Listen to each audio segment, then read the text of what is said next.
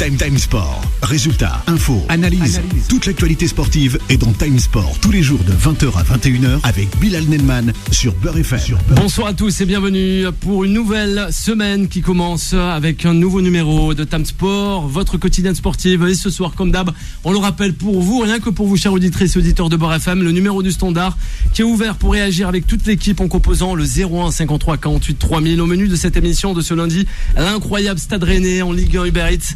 Nous accueillerons pour la première fois un invité exceptionnel dans cette émission. Pierre Ménez, journaliste et fondateur du site Pierrot le Foot et auteur aussi, une année pas comme les autres, le foot en 2021, mais vérité, aux éditions Hugo Sport. On s'attardera sur les oubliés de Didier Deschamps avant de terminer avec le Ballon d'Or France Football. C'est parti, Gogo Time Sport. Time Sport. Et ce soir avec moi pour m'accompagner ce lundi soir, on aura nos deux ravissantes consultantes, Frédéric et Alison. Bonsoir mesdames. Salut Bilal, bonsoir à tous. Bonsoir à tous. Ça va Alison? Ça va très bien. Merci. Oui, toi aussi Frédéric. Non, on va commencer tout doucement. On a Fred aussi avec nous ce soir. Bonsoir Bilal. Comment ça va Fred? Écoute, super. T'inquiète pas, il n'y a pas besoin de tenir le micro. Tu parles, on a les réalisateurs pour ça Fred. Relâche la pression, il y a Pierre Ménez avec nous, cool. J'en suis ravi. Ça va bien se passer. Deux convocations d'affilée, ça faisait longtemps. Ouais. Donc, voilà. Il a été convoqué, il a accepté sur l'antenne de Beurre FM d'y passer. Mourad est avec nous. Comment ça va Mourad? Ça va très bien Bilal. Nous aussi. À tous en tout cas. Juan José est là, il complète cette équipe. Buenas tardes Bilal, buenas tardes a todos, buenas tardes Pierre. Buenas tardes. Pierre Ménez, bonsoir et merci d'avoir accepté cette fameuse invitation sur l'antenne de Beurre FM dans cette émission Time Sport. C'est la balance. Ouais. Un coup Zemmour, un coup Beurre FM. Ouais, voilà. Justement. Ça commence fort. Ouais, ça commence fort. On va essayer. L'équilibre. On va essayer de revenir justement sur cette fameuse équilibre, ce fameux équilibre. On va parler dans un premier temps de Rennes et de cette Ligue 1 Uber Eats, Pierre. Time Sport. Gaëtan Laborde, Amari Traoré, sans oublier le doublé d'Adrien Truffert. C'est fort face aux Lyonnais. Pierre Ménez, c'est Rennais. Je me suis régalé. Ouais. Parce que tu sais, moi mes dimanches sont tout pourris. Parce qu'avec ma plateforme, je suis obligé de me taper 4 matchs. Donc je vois pas ma femme, je vois mes chiens parce qu'ils sont couchés avec moi. Mais 13h, 15h, 17h, 20h45, c'est parfois un peu long. Et ce match de Rennes était formidable, côté rennais. J'ai vraiment vu une grosse équipe qui m'a fortement impressionné. Alors évidemment, ça réclame confirmation parce que les deux matchs précédents de Rennes contre Strasbourg où ils ont gagné 1-0 sur un but non valable et le match nul à 3 c'était moins bien, mais là vraiment ils ont frappé un grand coup et maintenant ils ont 15 jours pour capitaliser de la confiance et de la joie pour la suite. Ouais, il en a de la joie. Totalement. Avec ses Rennais. Il y a de quoi avoir de la joie quand on a mangé cette équipe de Lyon tactiquement, surtout, et techniquement aussi. On a vu une équipe de Rennes très agressive, mais dans le bon sens, ils ont quasiment gagné tous leurs duels. Ils ont attaqué, c'est passé par les côtés. On a vu qu'il y avait un plan de jeu pour le coup de Genesio, et on a vu en revanche une équipe de Lyon totalement à côté de la plaque. On a encensé ici Paqueta qui fait un très bon début de saison avec Lyon. Là, il était complètement à côté de ses pompes. On a vu aussi Boateng qui n'a pas su anticiper, qui était toujours mal placé, qui était pas bon dans les duels, qui est même parti chahuter avec d'autres joueurs et d'autres adversaires. C'était vraiment un match très très bon du côté de Rennes et un match très très mauvais du côté de Lyon. Oui, moi je pense qu'on s'attendait tous à une bonne affiche. Ils avaient le même nombre de points. Bien sûr. Et en fait, au final, c'était une leçon de football de la part du Stade Rennais. Ça canardait devant les buts de Lopez, c'était juste incroyable. Pourtant, il y avait des beaux matchs hier. Il y avait le derby milanais, il y avait le derby sévillan. Et là, je pense que dès le départ, c'est la compo de Peter Bosz. En fait, tout le monde se plébiscite Peter Bosz, mais je pense que sa compo, elle est erronée dès le départ. Avec Thiago Mendes à la récupération, il y a des jumeaux, il y a Guimaraes et Cacré aussi au milieu de terrain avec lui, Paqueta en faux neuf, Aouar sur un côté. Donc moi, dès le départ, je me suis dit, ok, si le Stade Rennais est dans un bon jour, peut-être que ça pourrait leur faire mal parce que c'est la plus mauvaise attaque à l'extérieur aussi. Donc accident à chaque fois pour Peter Bosz au lendemain de la défaite à Nice. On disait que c'était un accident, mais un accident quand ça devient trop récurrent, Est-ce que c'est pas un vrai problème de fond? C'est la question que je vous pose. Et c'est à l'image de ce qu'on voit de cette équipe lyonnaise depuis le début de saison, qui est assez irrégulière. On va les voir faire des bons matchs et enchaîner 2 ou 3 mauvais matchs. On a vu déjà que cette équipe n'avait pas pu battre Nice. On a vu contre le PSG. On voit contre ses concurrents directs, c'est compliqué. C'est une équipe qui enchaîne le bon et le moins bon. Et je pense que c'est un peu le problème de Lyon, qui est 7e en championnat et qui, je pense, va avoir du mal à viser la Ligue des Champions cette année, parce que les équipes devant, on les voit beaucoup plus régulières, on voit du jeu. Et si à l'extérieur tu ne gagnes pas de match, parce que Lyon ne gagne pas à l'extérieur, tu ne peux pas aller loin en championnat. Un complot comme ça, c'est le statu quo. Hein. Tu marques pas et t'encaisses pas, sur le papier. Et après, dans la physionomie du match, c'est compliqué. Quand on voit que Truffert rentre normalement pour conserver le score et qu'il se met à mettre un doublé. 20 minutes, il est rentré 20 minutes. Je me dis, c'est juste incroyable. Moi, je vais un alors, petit coup de cœur. je vais être plus sévère que vous. Alors, Pierre. C'est une équipe de branleurs. Ouais, c'est ça.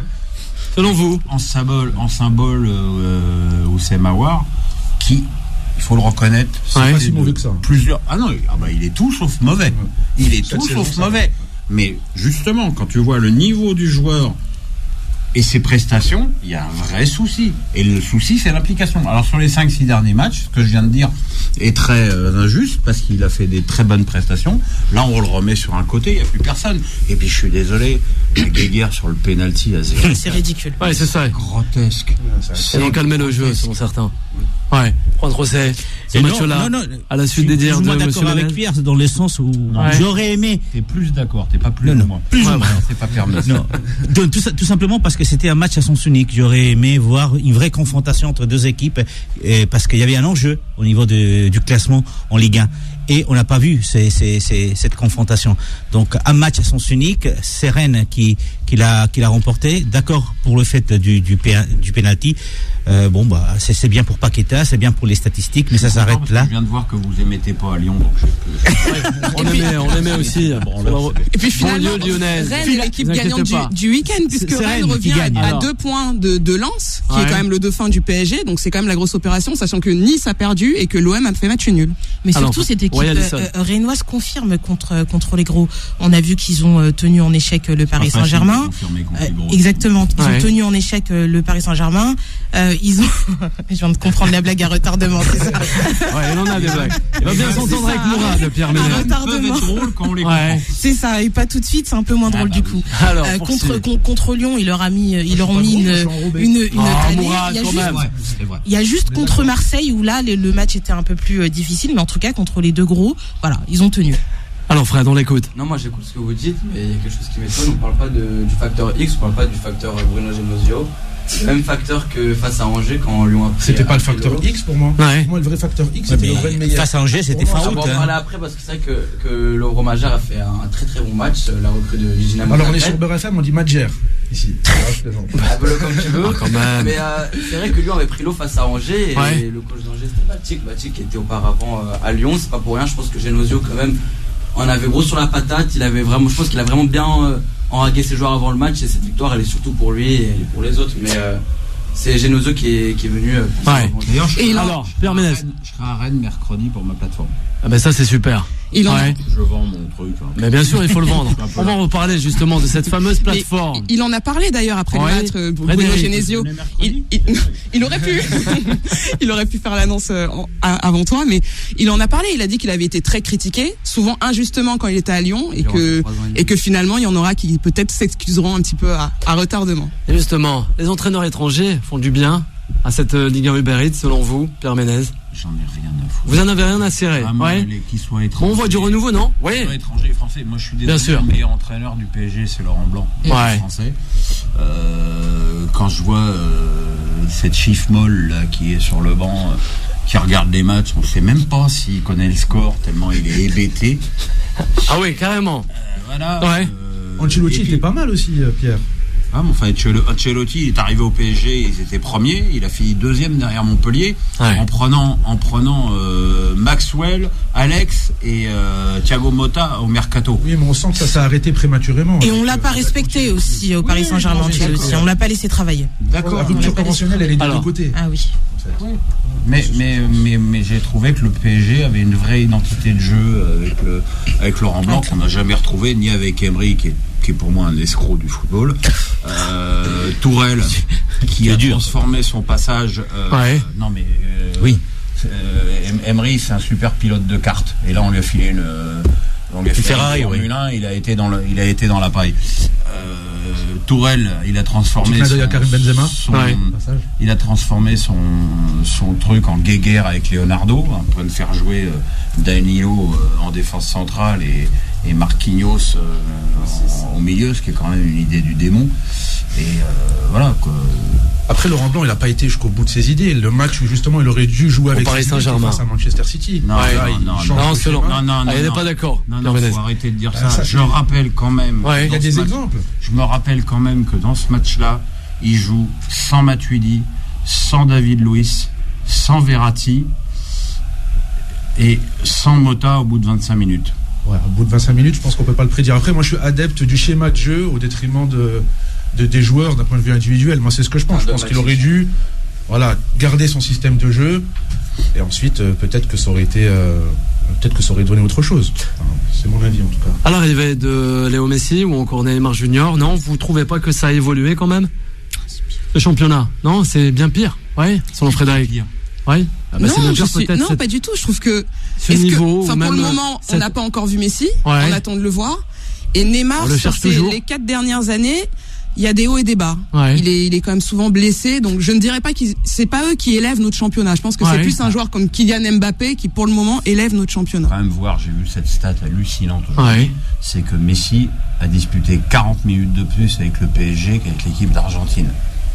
Il a d'ailleurs été sélectionné encore une fois avec Paredes, Leonardo Aclus. C'est ça. Alors qu'ils sont blessés, mais ça c'est une guerre entre l'UEFA et la FIFA. C'est la réglementation aussi. Ça c'est la FIFA qui doit constater sur place les blessures. Après ça, je pense que c'est un règlement débile. Mais bon, c'est compliqué d'envoyer un. Je pense qu'ils ont tout le staff compétent au PSG pour faire constater les blessures sur place. Mais après ça, c'est du domaine du ressort de la FIFA. Mais ouais, 40 minutes, c'est là où on est en train de comparer un club et. On a donc un mec qui est arrivé 3 semaines après la reprise. Qui a été blessé au genou, qui est parti 2 fois en Amérique du Sud avec le voyage, le décalage horaire et des matchs, hein. Et voilà, et on lui demande et qui découvre un football qu'il a jamais vu puisqu'il a fait toute sa carrière au Barça. C'est pas évident. Et le mec, il a quand même 34 ans. Ensuite, il va être reposé parce qu'il y aura du décalage horaire sur le retour. Il y a le problème en amont, mais il y a le problème en aval aussi. Pour les joueurs sud-américains. Mais c'est pas disponible pour la prochaine journée. Donc ça va être compliqué. On l'a vu. Ils ont combien, 3 matchs ou 2 matchs là? Je pense qu'il y a 2 matchs sûrs. Il y a un match le 17 novembre contre le Brésil. Après, je sais pas s'ils sont à 3 matchs. À voir. Je pense que c'est possible qu'il y ait 3 matchs en Amérique du Sud. En général, ils jouent la nuit, la veille de vendredi soir pour jouer le dimanche en Ligue 1. C'est impossible. Est-ce que ça ne nous montre pas que l'institution PSG finalement n'est pas assez forte parce que ces joueurs-là, ils passent au-dessus du club et je pense que c'est un problème. Quel est son problème? Personne ne passe au-dessus du club. Là, c'est la fédération argentine qui a imposé. PSG, ils ont qu'un truc à faire, malheureusement, c'est fermer leur gueule. Puisque la FIFA donne raison à l'Argentine, le PSG n'a qu'à fermer sa gueule. C'est pas une question, il faut arrêter avec cette tarte à la crème de l'institution du PSG qui se fait piétiner. Mais regardez les autres clubs. Non, mais là, pour le coup, c'est quand même vrai. Au Paris Saint-Germain, on recrute un Lionel Messi qui, on sait, fera ce qu'il veut. Neymar, c'est pareil. Quand il a envie d'aller au Brésil fêter l'anniversaire de sa sœur, il y va. Peu importe ce que le Paris Saint-Germain dit. Ça fait 2 ans qu'il n'y a pas été à la Non, mais peu importe. Si là demain il a envie, si demain il a envie d'y retourner, il y retournera aussi. Quand Ramos, on le recrute, c'est aussi parce qu'il fait ce qu'il veut. Voilà, c'est parce qu'il les a entubés et que il est venu parce que c'est Sergio Ramos. On espérait un Sergio Ramos magnifique et c'est pas le cas. Mais il restera au Paris Saint-Germain. C'est pour moi en tout cas. Frédéric a raison. Les joueurs passent au-dessus de l'institution Paris Saint-Germain et largement. Et c'est pour ça qu'il y a beaucoup de choses. Il y a de l'ingérence de la part de Leonardo et lui, il interfère directement avec ses joueurs. Et c'est pour ça que les entraîneurs se succèdent et les échecs sont cuisants. Monsieur Ménez, pas d'accord avec ça? Non. Tout va bien? Non, tout va pas bien, mais... Alors, le problème, les joueurs, le staff... Mais le problème, encore une fois, c'est au Paris Saint-Germain. C'est ces matchs internationaux où ils se barrent 15 jours à l'autre bout du monde tous les mois. On est en novembre, c'est quand même la troisième session où ils se barrent après avoir fait une Copa América qui s'est terminée fin juillet. C'est un problème. Ce sera le même problème. Il y a des gens qui disent, et ça c'est peut-être quelque chose à prendre en compte, c'est qu'il y a trop de Sud-Américains internationaux au PSG. Ça c'est possible. Le vestiaire, Quant à Ramos, il a un problème d'aponévrose. Laurent Blanc, quand il était joueur, l'aponévrose, ça a duré 4 mois chez lui. Donc, peut-être que là, a priori, il reprend demain avec le groupe, il va peut-être être guéri. Et puis, très franchement, Sergio Ramos, au début de la saison, on n'a rien à foutre qu'il soit là. Ce qui compte, c'est qu'il soit là en mars et qu'il mette des boîtes à tout le monde. Il y a Nasser et Achille qui sont d'accord avec Pierre Ménez, et oui, ça fait plaisir d'entendre une institution justement au Paris Saint-Germain, ainsi que des joueurs. Ouais. Fred, avant la coupure. Ouais, rapidement avant la coupure. Alors, la première page de problème avec la CAN, ouais. il y aura des équipes qui seront dépeuplées, comme le PSG, bien sûr. Comme Lens, le PSG. Non, ils seront tranquilles. Aller, mais c'est vrai que il n'y a pas tort à l'inviter. Le problème, c'est pas tant qu'au PSG il y a trop de titres américains, le problème c'est qu'il y a trop de matchs en fait, tout simplement, et que les joueurs enchaînent les déplacements, enchaînent les voyages. Mais quand Arsène Wenger propose des solutions, on lui chie dessus. Donc, ça se fait faire le problème toutes les 2 ans, moi je comprends. Ouais, c'est autre chose. Mais avec uniquement 2 sessions de matchs internationaux par saison. Alors comment tu prépares ton groupe pour un sélectionneur si t'as que 2 matchs, un tournoi? Si c'est pour prendre du bois, t'as pas besoin de le préparer ton groupe. Vous restez avec nous, chers auditrices, auditeurs de Beurre FM. Pierre Ménez reste avec nous jusqu'à la fin de cette émission. Ouais, il monte crescendo, hein. On va Les auditeurs, en tout cas, ils kiffent bien. Pierre Ménez sur l'antenne de Beurre FM, à de suite. Time Sport revient dans un instant. 20h, 21h, Time Sport avec Bilal Nenman sur Beurre FM. Il est toujours chaud. Patate, c'est notre invité avec Alison, Frédéric, Mourad et sans oublier Juan José et Fred. Pierre Ménez, on le rappelle, journaliste et fondateur du site Pierrot Le Foot, de cette fameuse plateforme, et auteur de l'ouvrage qui sortira le 18 novembre prochain. Une année pas comme les autres, le foot en 2021, mais vérité, aux éditions Hugo Sport. Il est avec nous, allez, place à l'interview. Time Sport. The Special One. Alors justement, qu'est-ce qu'on peut retrouver sur cette fameuse plateforme pierrotlefoot.com? Alors Pierre Ménez. D'abord tout ce qui a fait ma gloire du temps de Canal. C'est ça, c'est nos confrères de Canal+. C'est-à-dire les papiers sur les matchs de championnat, de Ligue des Champions, des clubs français, et l'équipe de France.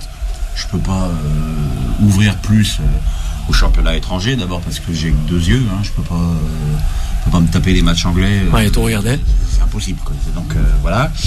Et puis il y a ce qui s'appelait Pierrot Face Cam à Canal, qui s'appelle désormais Face à Pierrot, c'est totalement la même chose. Les gens me posent des questions pendant le week-end et j'y réponds le lundi midi. Et ça doit être en ligne, ou ça va être en ligne incessamment sous le pieu. Et puis des interviews. Interview, donc j'ai commencé avec Arsène Wenger. C'est ça, pas mal. Après j'ai été à Lille faire Gourvenec et L'étang. Comboiré aussi. J'ai fait Dominique Farrugia. Là, la semaine dernière, j'ai fait Comboiré, Blas et Lafont. J'ai fait Batik, Fulgini et Bernard Denis. Et donc, mercredi, je suis à Rennes. Ouais. Et je fais aussi des people, ou des politiques, donc j'ai fait Dominique Farrugia et j'ai fait, ma grande gloire, Éric Zemmour. Et justement, certains internautes vous reprochent d'avoir accueilli Zemmour dans votre émission Pierrot le Foot. On rappelle tout de même qu'il avait été condamné, Monsieur Ménez, pour provocation à la discrimination raciale et provocation aussi à la haine religieuse envers les musulmans. Justement. Ça vous a pas posé problème, peut-être, quand vous avez réagi avec lui, ou même des propos qu'il a peut-être tenus aussi? Alors déjà, d'où tu interviews que des gens avec qui tu es d'accord. Bien sûr. Quand je vais faire Mélenchon ou Anne Hidalgo, on va me dire, mais alors, t'es d'extrême gauche ou t'es socialiste? Donc si à chaque fois mes opinions sont favorables à la personne que j'interviewe, je m'en sors pas. Pourquoi j'ai fait Zemmour en premier? Alors? Parce que c'est le premier qui m'a dit oui. Ah ben voilà. C'est pas plus compliqué que ça. J'ai 2 personnalités politiques dont j'ai le numéro de portable, Éric Zemmour et Valérie Pécresse. Donc Pécresse, alors vous recevrez peut-être aussi? En décembre. J'ai demandé à Zemmour, je lui ai dit on fait ça, je vais proposer le bar d'un palace. Il m'a dit oh non, on peut faire ça aux 3 obus, c'est plus authentique, on a fait ça aux 3 obus. En plus, il s'était trompé, il pensait que c'était le lundi d'après, il est venu en jean, pas rasé. Et voilà, moi, je l'ai juste repris quand il a parlé de Benzema, où il a sorti cette histoire qui date il y a 50 ans, où il se sentait plus algérien. Je pense quand même que sur les derniers temps, il a largement montré son attachement à l'équipe de France. Ce qu'il a d'ailleurs totalement convenu. C'était une interview de foot, sans polémique, et je rappelle quand même à toutes fins utiles à tous vos auditeurs que je fais ce que je veux, que c'est quand même le grand intérêt de cette plateforme, c'est que c'est moi le patron. Voilà. Alors si j'essaye d'avoir Emmanuel Macron, on peut comprendre que c'est peut-être plus compliqué d'avoir Macron que d'avoir Zemmour.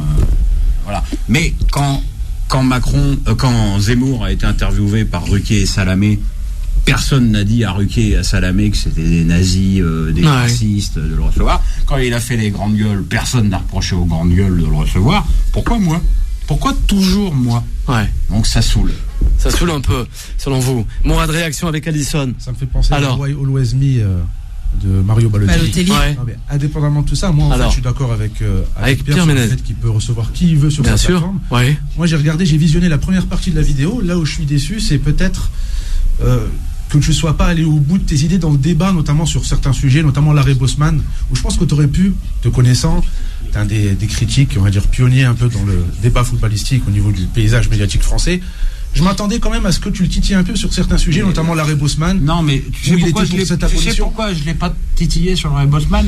Parce que je pense que tu n'as pas compris ce qu'il a dit. Je pense qu'il a dit qu'il regrettait. Il voulait redonner de l'identité à certains clubs. L'époque où il y avait une majorité de joueurs français. C'est une position qui est évidemment intenable, puisque tu ne peux pas revenir en arrière, mais qui se défend. Oui, mais l'arrêt Bosman a aussi permis à certains joueurs français de s'exporter à l'étranger, et c'est ce qui a fait le succès de France 98 et d'autres épopées. C'est là où je t'attendais justement à aller. Moi, si tu veux, j'étais pas choqué par sa position, parce qu'il disait pas il y aura moins d'Africains. Je l'ai pas vu comme ça. Non, je l'ai pas vu comme ça. Mais je m'étais dit, voilà, aller au bout du débat, notamment sur l'arrêt Bosman et les avantages que ça peut avoir. Et aussi pour la Ligue 1, avec les joueurs africains qui arrivent. C'est qu'au moment où on se parle, le mec il est au second tour des présidentielles. Et au sondage. Pas non plus chier sur les millions de gens qui ont envie de voter pour eux. Je pense pas qu'il y ait des millions de racistes et de nazis en France. J'ai pas dit. Du coup, tu vas interviewer tous les candidats ou les potentiels candidats à l'élection. Alors, la condition sine qua non pour interviewer des candidats présidentiels, c'est qu'ils aiment le foot. Tu vois, moi pour la plupart. Ce qui m'a donné l'idée, c'est que j'ai quand même croisé dans ma carrière beaucoup d'hommes politiques qui aimaient le foot.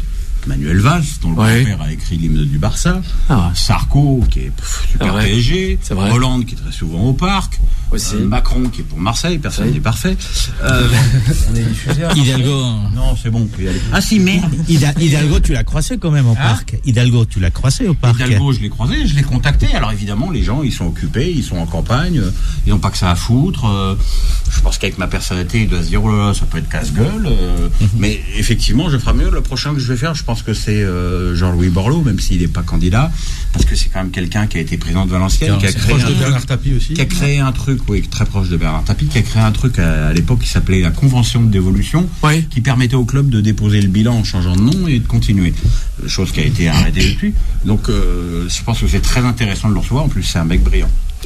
Alisson. Est-ce que tu te sens plus libre d'aborder certains angles, par exemple, vu que tu l'as dit, c'est toi le patron, c'est ta plateforme. Est-ce que tu es en totale ouverture sur les angles, sur les sujets par rapport aux candidats que tu reçois, ou tu te réfrènes un petit peu? Alors, si tu me connais un peu, tu sais que je sais pas tellement mon genre de me réfréner sur quoi que ce soit. Je suis pas certain que Canal aurait voulu que je fasse une interview de Zemmour. Alors, les gens me disent, t'as voulu faire du buzz. Zemmour, quand il a fait le débat avec Mélenchon sur BFM, il a fait 3,8 millions. Ça se respecte quand même. Je veux dire, ce qui est extraordinaire, c'est le manque de respect qu'on donne aux gens qui s'intéressent à ce qu'il veut pas dire. Moi, ça m'intéresse ce qu'il dit. 3 millions de vues, 3 millions de téléspectateurs, c'est pas 3 millions de soutien aussi. Non, c'est ce que je suis en train de dire. Moi, je voterai pas pour lui, mais quand il parle, ça m'intéresse. Ça, c'est clair. Ça m'intéresse plus que quand Xavier Bertrand parle. C'est pas étonnant. Alors, procès, Fred, justement, avant d'arriver à l'équipe de France, nous ça nous a intéressé, notamment pas mal d'auditeurs. Est-ce qu'il s'est connu au foot, Éric Zemmour? Ouais, justement, il allait souvent au parc. Il va souvent au parc. Il allait souvent au parc petit. Ouais. Voilà. Il était à PSG Manchester City. Mon oncle venait. D'ailleurs, il s'est levé sur le but de Gay. J'ai dit que là, il s'était quand même un peu fait afficher par les réseaux. C'est bien. Je comprends pas pourquoi, mais c'est une bonne chose. Bien sûr. On va voir aussi pour cette équipe de France, avec cette liste des oubliés, selon vous, cette équipe de France.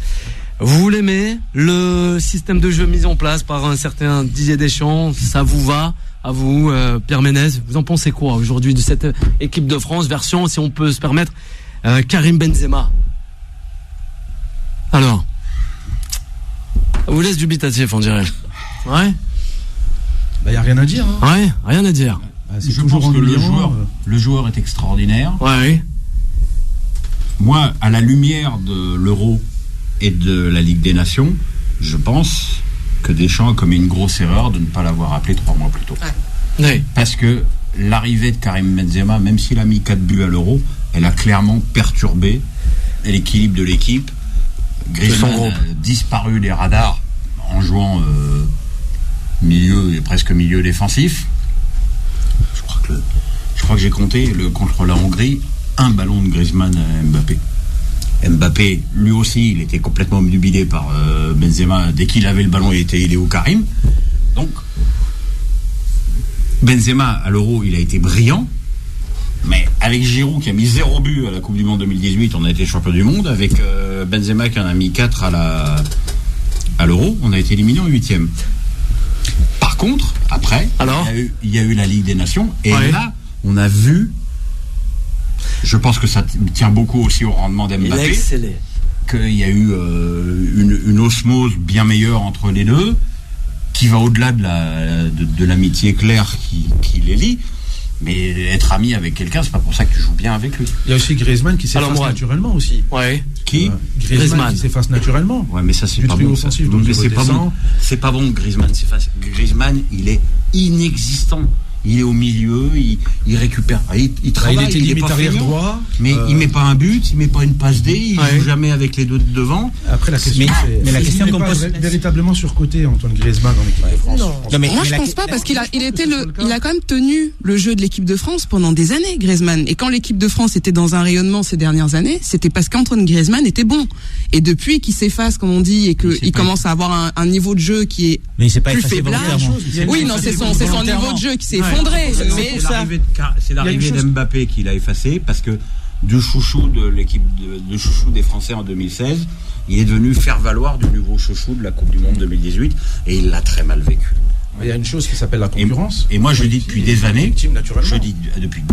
et ça date d'un match en Bulgarie, que Griezmann ne joue pas avec Mbappé en équipe de France. Alors on me dit l'inverse, c'est vrai. Je dis oui, sauf que Griezmann, il est derrière. C'est à lui de faire jouer le mec devant, c'est pas l'inverse. Non, mais la question qu'on peut se poser, c'est qu'avec l'arrivée de Karim Benzema, il aurait fallu faire venir d'autres joueurs, changer le système tactique. Il a changé avec une défense à 3, mais peut-être avec une défense à 3, faut-il amener d'autres joueurs? On a parlé hors antenne du cas Pavard, qui défenseur droit, se retrouve milieu droit avec ce nouveau système. C'est pas son poste naturel.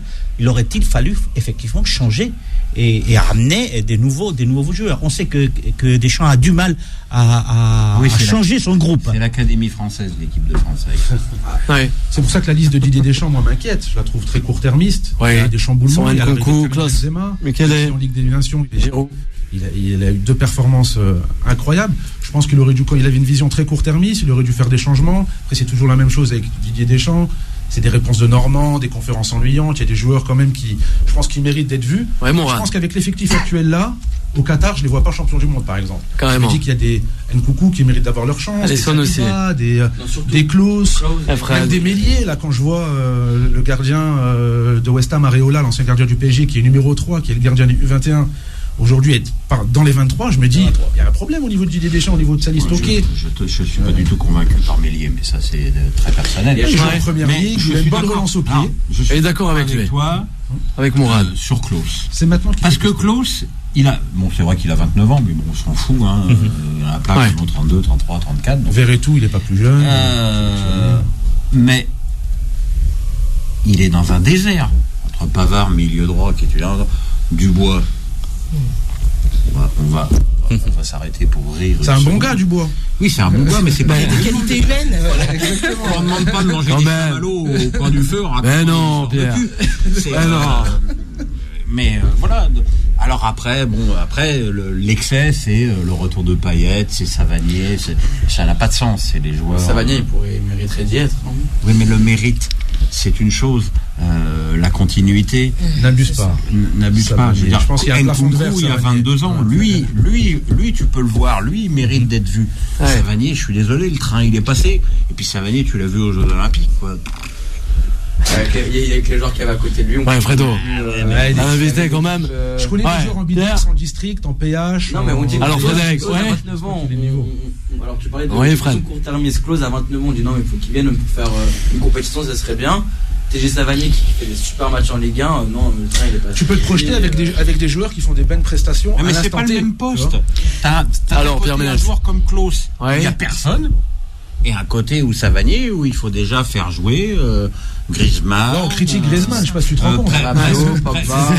C'est fou. Presque Benzema. Mourad le rappelle sur l'antenne. Non, mais le problème de l'équipe de France, on le dit depuis un moment, ils ont un problème de piston droit.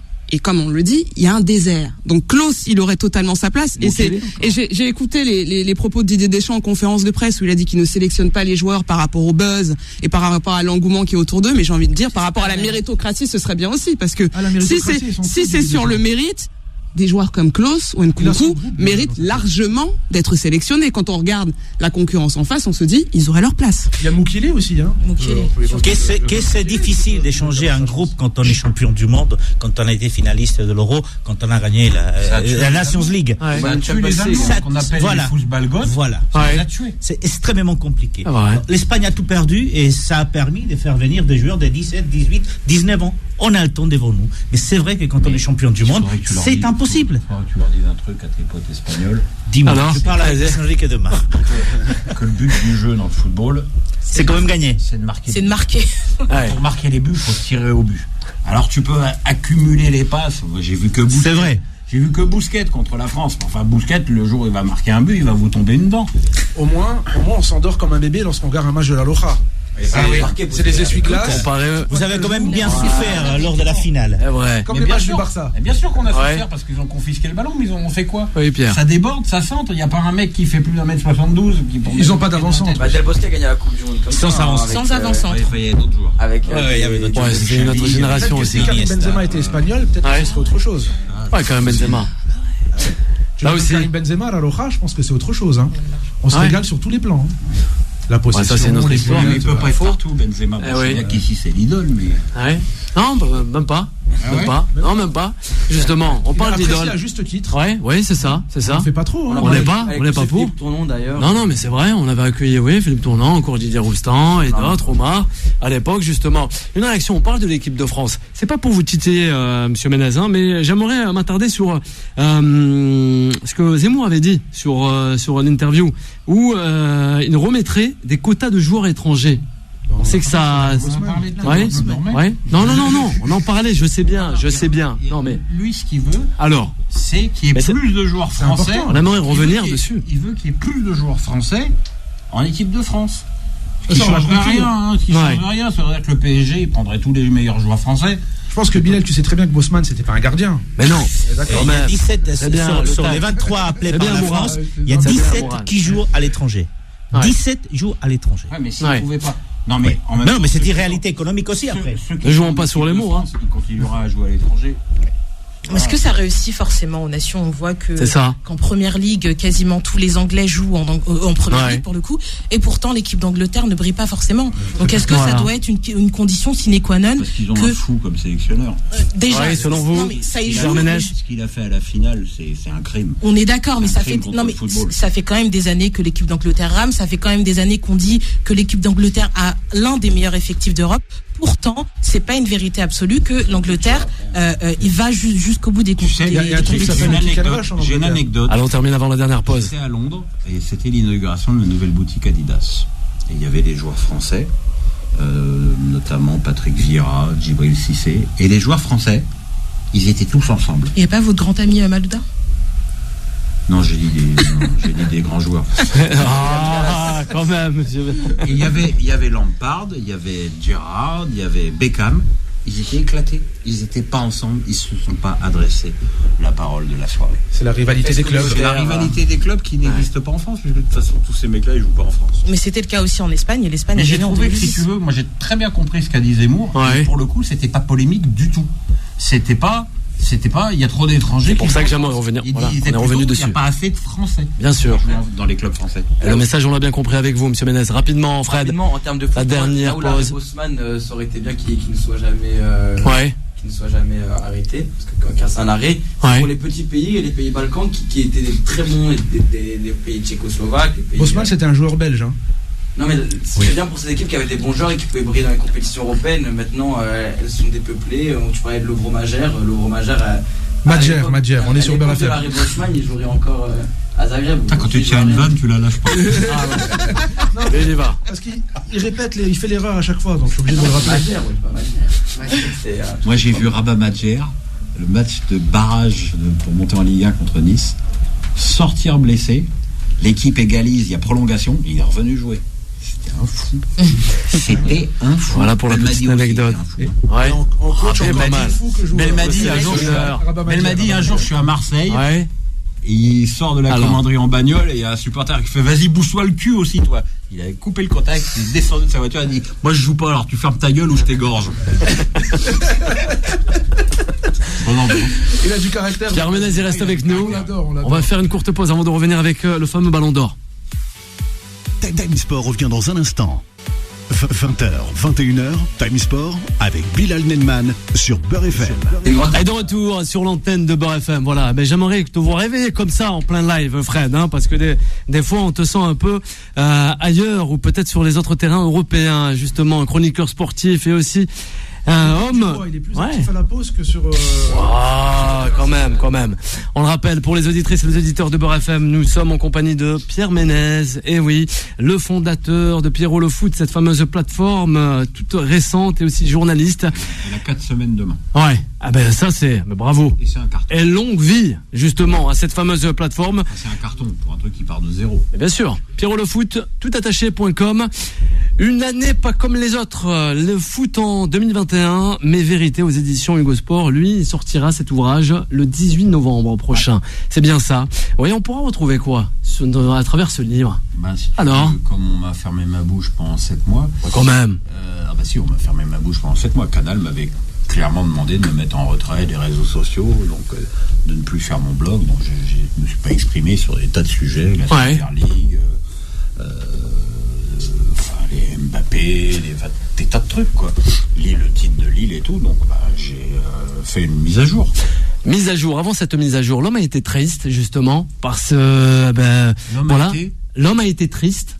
Justement, Pierre Ménez a été triste avec, je sais pas, cette mise de côté. J'ai été plus que triste. Ouais. J'ai été fortement déprimé. Ouais. Vraiment. Des amis de longue date. Avril, mai, c'est dur. C'est très dur. C'est intéressant que vous disiez que, Alors, Canal vous a interdit certaines choses parce que d'un point de vue extérieur, encore une fois, je le répète vraiment d'un point de vue extérieur, on a l'impression que Canal vous a soutenu, au contraire. Est-ce que ça a été le cas ou pas du tout? Oui, ils m'ont soutenu. Ils m'ont demandé en même temps de ne pas m'exprimer. Mais l'un n'empêche pas l'autre. Mais effectivement, moi j'ai absolument pas de mal à dire de Canal. Ils ont souhaité, à la fin de l'enquête interne, ne pas continuer avec moi. Ils m'ont indemnisé et voilà. Et maintenant, je suis parti sur une nouvelle aventure avec cette plateforme que j'avais proposée à Canal d'ailleurs il y a quelques années. Au début. Souhaité parce que c'est pas totalement leur truc à Canal le digital. Moi, je suis tout à fait heureux avec ça, quoi. Donc, on me dit, t'as vu l'audience du Canal Football Club C'est ça, c'est divisé par 2, je crois. Oui. 435 000 ce week-end. Ouais. Pierre Ménez faisait du bien, faut le dire. Ouais, mais je peux pas dire ça parce que j'ai vu les images de la Ligue 1. Donc c'est devenu autre chose. C'est compliqué. Je veux dire, les gens, très franchement, les gens à 19h25 le dimanche, voir le foot anglais, ils sont connus. Je l'ai fait cette émission l'année dernière pendant les années de la période Média Pro. On avait ce canal plus ce CFC européen le dimanche. Moi, je me fais chier, j'avais rien à dire là-dedans, quoi. Et je sais pas si je serais reparti avec ce profil d'émission. Alors c'est vrai qu'ils ont les émissions de Coupe d'Europe, mais voilà. Et puis faut savoir tirer la page. Les rancœurs que j'ai pu avoir sur certains s'atténuent avec le temps, parce que pareil, c'est comme Zemmour et Beurre FM, tu fais la balance, tu te dis j'ai passé 11 ans là-bas, j'ai que des bons souvenirs, ça s'est mal fini, chacun a pensé un peu à sa gueule, voilà, c'est la vie, quoi. Est-ce qu'écrire ce livre, ça a été thérapeutique pour toi? Pas du tout. Non. Pas du tout. Alors, pour être tout à fait honnête, j'avais signé avec l'éditeur pour faire un livre sur ce qui m'était arrivé. Le titre s'appelait « Jugé, condamné, exécuté ». J'ai signé à la fin de ce que j'ai écrit le bouquin au fil de l'eau pendant ma période, sauf qu'à la fin, j'ai signé avec Canal une clause de sortie, avec évidemment une clause de confidentialité qui m'interdisait de faire ce livre. Et comme l'éditeur voulait absolument un livre, on a proposé ça, mais c'est absolument pas thérapeutique. Est-ce que il y a la plateforme donc que tu as créé pratiquement 4 mois. Donc à partir de rien, il y a le bouquin, mais est-ce que on va retrouver le Pierre Ménès qu'on a connu à la radio ou à la télé, dans d'autres télés, d'autres radios? Va-t-on revoir Pierre Ménès justement? Où tu es blasé pour l'instant. Mehdi nous le demande en tout cas. Et tu préfères te consacrer pour l'instant? Moi, je suis pas blasé du tout. Je pense qu'il faut qu'il y ait encore du temps qui passe, parce que pour encore pas mal de gens, je suis un immonde violeur, un agresseur sexuel, alors que je rappelle pour la énième fois que j'ai pas fait 1 minute de garde à vue, qu'il n'y a pas eu d'enquête et qu'il n'y a pas eu de plainte. Donc pas de mise en examen. Ce qui est moins fréquent en ce moment si vous suivez l'actualité. Donc voilà, donc je trouve j'ai peut-être merdé parce que vous le voyez, parce que ici là je suis nature peinture, voilà, moi je clash, pour le coup je ne fais aucune différence entre les filles et les garçons, aucune. Et pour moi c'est ça, faire des différences, dire oula, je vais pas la choquer, c'est une fille, tu comprends, faut faire doucement. Ah non, si elle veut être comme nous, on est comme eux avec elle. Je sais pas ce que vous en pensez, les filles, mais donc voilà quoi, on m'a embauché à Canal il y a 11 ans pour secouer le cocotier. Et 11 ans après, on m'a dit je le secouais trop fort. Parce que la période a changé, c'est plus la même époque aussi. Ah ouais, mais ça, j'ai pas le droit de le dire non plus. C'est interdit. Est-ce que vous, Fred, vous avez peut-être victime d'une société qui est de plus en plus dans le politiquement correct? Est-ce qu'on pouvait dire ce qui était permis de dire dans les mœurs ou de faire dans les mœurs il y a 10 ans cela? Aujourd'hui, bien sûr que non. Je rappelle qu'il y a 10 ans, Bigard remplissait le Stade de France avec le lâcher de salope. Aujourd'hui, c'est même pas envisageable. Mais j'ai pas le droit de dire ça. Les temps n'ont pas changé. Ce que j'ai fait il y a 10 ans, qui a tourné en boucle, je parle des baisers à Isabelle Moreau et à Francesca, qui ont respectivement 10 ans et 7 ans, ils tournaient tranquillement en boucle sur YouTube. Personne ne disait rien. Le 21 mars, c'est devenu un scandale. On va enchaîner. Allez, Mourad. Des sujets extrasportifs, moi je suis pas pour le défendre ni pour l'accabler, je suis pas pour le message médiatique. Mais il avait exercé une fonction à l'époque où pourquoi pas rebondir dans d'autres domaines où il était, je pense que vous étiez au niveau du board, au niveau du stade de Reims, si je me trompe pas, à la communication, à un certain poste. Est-ce que revenir exercer au sein d'un club, même si le passage a été, il me semble, entre guillemets, infructueux, est-ce que revenir, pourquoi pas exercer des fonctions au sein d'un club, ça pourrait aussi peut-être vous intéresser et tourner la page de certains trucs? Ou est-ce que vous avez des contacts? Ça pourrait, mais il faudrait, contrairement à ce que j'ai pu vivre au stade de Reims, que j'ai les pleins pouvoirs dans la mission qui me soit confiée. À Reims, j'avais aucun pouvoir, à part celui de m'asseoir dans la tribune et si possible de fermer ma gueule, ce qui, comme chacun sait, est mon point fort. C'est vrai que je vous voyais en tribune sur Eurosport. Sauf que quand on va en tribune, ça me rappelle le passage de Pascal Pro dans une équipe pro aussi. À un moment donné. Alors lui, pour le coup, n'avait aucun pouvoir. Non, mais pour te dire. Mais on lui dit. Non, mais c'est pas. Au fond, t'es journaliste. Il n'avait aucun pouvoir dans le sportif. Il a juste morflé parce qu'il avait été choisi par Kita. À l'époque. Kita à Nantes, c'est forcément caca. Voilà quoi. Justement, on va s'attarder sur le dernier sujet de cette émission. Time Sport. On aimerait assister, on vous le cache pas, oui, en tant que Français, à un duo peut-être final entre Messi et Benzema, mais on nous annonce peut-être un Messi-Lewandowski. Elle n'est pas d'accord, Frédéric, les rumeurs s'enchaînent pour ce fameux Ballon d'Or France Football, Pierre Ménès. Ouais. Alors, pas de Français encore. Si vous le suivez, vous savez que j'en ai rien à foutre du Ballon d'Or. Ah ouais. On aimerait en parler. Que ça me saoule. Que j'ai pas une semaine sans qu'on me dise alors Ballon d'Or c'est qui, j'en sais rien. C'est une compétition individuelle dans un sport collectif. Disons que cette année il y a 3 favoris, Benzema, Messi et Lewandowski. Messi, Benzema et Lewandowski, ils ont quand même pas gagné grand chose. Lewandowski il a gagné le championnat allemand. Benzema, il a rien gagné avec le Real, il a rien gagné du tout d'ailleurs, hein. Juste avec la Ligue des Nations. Il a gagné, voilà. Voilà. Oui. Et Messi, il a gagné la Copa América. Eh oui. Et la coupe. La Coupe du Roi. Aussi. Il a un vrai avantage, Messi, c'est qu'il habite à côté du théâtre du Châtelet. Oui, ça va jouer. Ça fait baisser les frais. Voilà. Peut-être. Ça, c'est le critère numéro 1. Non, mais on sait qu'il y a 2 favoris. Hein. On le sait que Messi, Lewandowski sont un petit peu devant. Je pense Lewandowski, pas seulement par rapport à la Bundesliga, mais par rapport aux chiffres. Il a 60 buts cette saison. Donc je pense que. Sans salir. Voilà. Il bat le record de Gerd Müller des 40 buts en championnat. Qui gagne la Ligue des Champions. Voilà. Donc je pense qu'ils sont quand même favoris. Maintenant. C'est pour ça que j'attribuerai le c'est sûr que si on regarde le début de saison, Messi aurait été éliminé de toute façon de ce Ballon d'Or là, puisque il a encore du mal à s'adapter avec le PSG. Mais si on regarde l'intégralité de la saison, il est aussi meilleur buteur de la Copa América, meilleur passeur, pareil en Liga. Donc je pense que ces deux-là ont un avantage sur Benzema qui n'a pas gagné de titre. La Ligue des Nations, je considère pas ça comme un titre.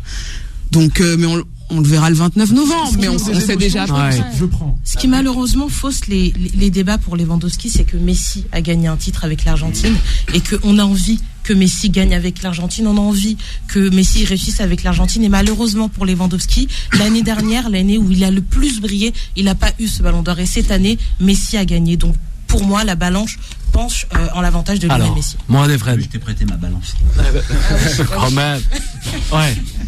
La Liga a toujours été la meilleure plateforme. Il y a un lobby exceptionnel qui est réalisé en Espagne. Voilà, là, c'est Florentino plutôt. Et Benzema, c'est la figure de proue, en plus d'être celle du Real Madrid, c'est la figure de proue de la Liga. Il a 30 buts pour le Real Madrid, c'est capitaine emblématique. Là, il a mis c'est son 1000e but, c'est ça? 1000 et du Real Madrid. 1000 et 1001e. Exactement, du Real Madrid. C'est pas lui qui a mis les 1000, hein. Non, c'est Real Madrid. C'est tout un symbole. Quand même. C'est un symbole. C'était le capitaine, il arrive au dernier carré avec un Real Madrid qui pour moi est très très limité. Ils avaient un 11 de départ et encore. Donc voilà, juste pour ça, et en plus de la Ligue des Nations où il prouve que au niveau international avec l'équipe de France il peut accomplir certaines choses, moi juste pour ça je le réattribue à Karim Benzema, et parce que je suis aussi chauvin de mon côté, je me dis que Lewandowski c'est 40 buts sans salir. Messi Messi on en a marre, moi je suis comme Pierre, j'en ai rien à foutre du Ballon d'Or quand c'est Messi qui l'a à chaque fois, parce que j'ai l'impression qu'on examine, change pas, quoi. On n'examine pas le parcours des autres. Par contre même Jorginho, moi je suis ok pour Jorginho, pas mal. Jorginho. Alors elle est pas d'accord. Oui. En 2006, oui. Jorginho c'est Jean Le Caluet, il a gagné un Constance comme disait. Il est juste dans les deux bonnes équipes. C'est ça. C'est lui qui fait le jeu. Non mais Jorginho, tu dis quoi aux enfants? C'est le critère du palmarès comme Cannavaro en 2006. On l'a dit avec Cannavaro, j'ai accepté, j'ai avalé des couleuvres. Cannavaro, c'est le ballon d'or du coup de coude dans la gueule à Thierry Henry au bout de 3 minutes. Jorginho, Jorginho, c'est vraiment la personne qui est dans un gros collectif fort, mais il tire pas son épingle du jeu forcément des collectifs. C'est pas le joueur, parce que là on remet un trophée individuel. En fait, ça dépend sur où tu places le curseur. Si tu places le curseur d'un point de vue individuel, je suis d'accord, mais il y a aussi des critères collectifs. C'est quand même une récompense. C'est une récompense individuelle. C'est normal. Dans les 5 premiers selon vous, Pierre. Dans les 5 premiers, oui, mais pas premier. Non. Avant de terminer cette émission, le Paris Saint-Germain sur cette nouvelle édition de la Champions League 2021-2022, selon vous, Pierre Ménez, ça va aller loin ou non? Ça stagnera? Quart de finale, 8e de finale, demi-finale, on peut la prendre cette coupe avant le mondial au Qatar 2022? Pierre Ménez. Le problème du PSG, c'est qu'ils ont 3 phénomènes devant, et que si tu tombes les matchs le jour où les 3 appuient sur le bouton, il n'y a personne qui résiste. Après, tu joues avec Danilo, Après, il y a la balance. Avec Kerrer, avec Draxler. Avec c'est compliqué, quoi, tu vois. Moi, les mecs qui me disent Messi, c'est trop cher. Mais Messi, vous vous rendez compte qu'il a déjà remboursé son. Il a déjà remboursé. Entre les nouveaux sponsors, les maillots et tout. C'est Kerrer, c'est Draxler, c'est Danilo qui te plombe le budget. T'es 3 croûtes qui prennent 300 ou 400 000 et qui apportent rien et qui. Moi, quand je vois Draxler, mais ça c'est un truc de fou. Il est en fin de contrat. C'est Pochettino, ça c'est le génie de Pochettino. En même temps, si Draxler marque de la tête le but victorieux en finale de la Ligue des Champions, on l'embrassera, on dira bravo. C'est un genre de rotation d'effectifs. C'est un visionnaire. Ah ouais. Mais est-ce que ça peut pas. On l'a vu. Allez, on termine. Le PSG peut pas être plombé du fait qu'au bout des 14 journées, ils sont pratiquement champions de France. 10 points d'avance sur les deuxièmes, personne pour leur venir les titiller. Mais la faute à qui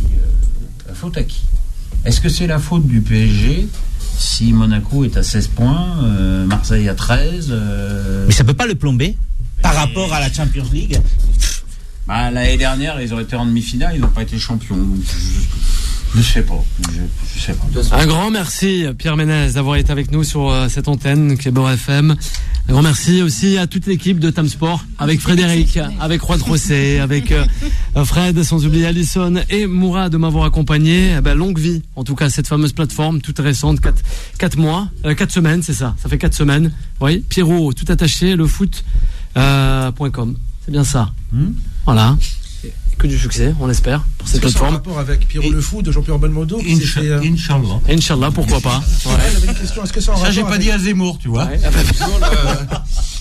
La balance. Est-ce que c'est en rapport avec Jean-Paul Belmondo et son film Pierrot le Fou? Il se fait justement évincer d'une chaîne de télévision. Je sais pas si tu dois connaître le film, j'imagine. Oui, non. C'est en rapport avec ça parce qu'il se fait virer d'une chaîne de télévision. Quand je faisais mon blog sur Yahoo, ça s'appelait déjà comme ça. En fait, je voulais appeler ça Pierrot Football Club.